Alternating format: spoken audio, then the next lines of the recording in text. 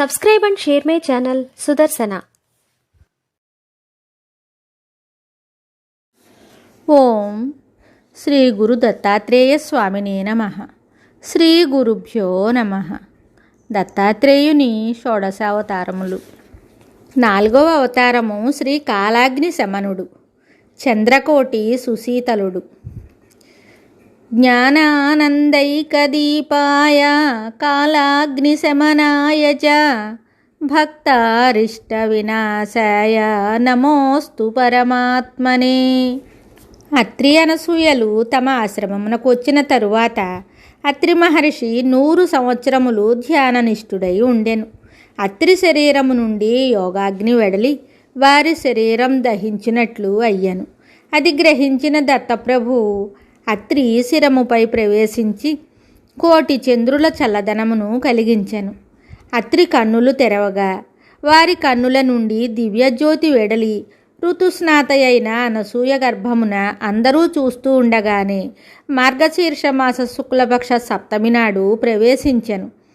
ఆ సప్తమి తిథి నుండి పూర్ణిమ తిథి వరకు 9 రోజులు 9 నెలలుగా తలచి మార్గశీర్ష పూర్ణిమ బుధవారం నాడు మృగశిర నక్షత్రములో సాయంత్రమున కాలాగ్ని శమనుడుగా అనసూయ గర్భము నుండి చంద్రుడు దత్తుడు దుర్వాసుడుగా జన్మించెను. పంచామృత పూజ, అన్నదానము. ఈ రూపము ధ్యానించిన వారికి కష్టములన్నీ తొలగి కోర్కెలు నెరవేరును. 5వ అవతారము శ్రీ యోగిజన వల్లభుడు, యోగ విజ్ఞాయనాథాయ భక్తానందకరాయ చ దత్తాత్రేయాయ దేవాయ తేజోరూపాయ తే నమః. పరమాత్మ కాలాగ్ని శమనుడుగా అత్రి అనసూయల ఆశ్రమంలో ఉండుట తెలిసిన గంధర్వులు, సిద్ధులు, యోగులు, మహర్షులు అత్రి ఆశ్రమానికి వచ్చి బాలదత్తుని దర్శించారు. వారందరూ చూస్తూ ఉండగానే బాలదత్తుడు తన రూపమును వదిలి తేజోమూర్తిగా దర్శనమిచ్చి, నేను పుట్టుక లేనివాడను, నాశము లేనివాడను, కర్మ గుణ రూప మాయా లేని సర్వవ్యాపినని వారికి చెప్పి త్వరగా ముక్తి పొందుటకు ఆ రూపమును ధ్యానింపుడని వారికి మార్గశిర పూర్ణిమ గురువారం మధ్యాహ్నము చెప్పారు. పూజ, ముత్యములు, పంచభక్ష పరమాన్నము నివేదన.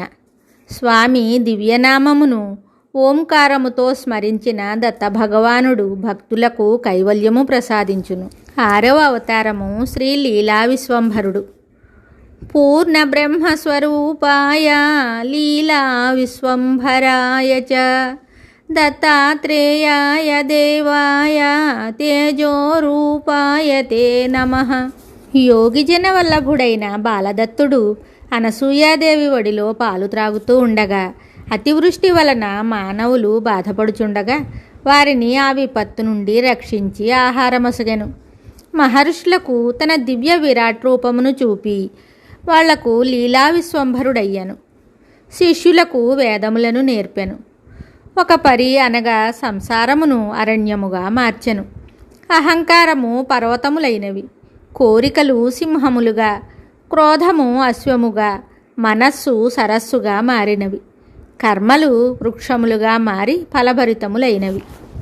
ఈ పండ్లు కోర్కెలను రేపును, విషపూరితములు, అందువలన వాటిని కోరరాదు. ఈ జలము కూడా విషపూరితమైనదే.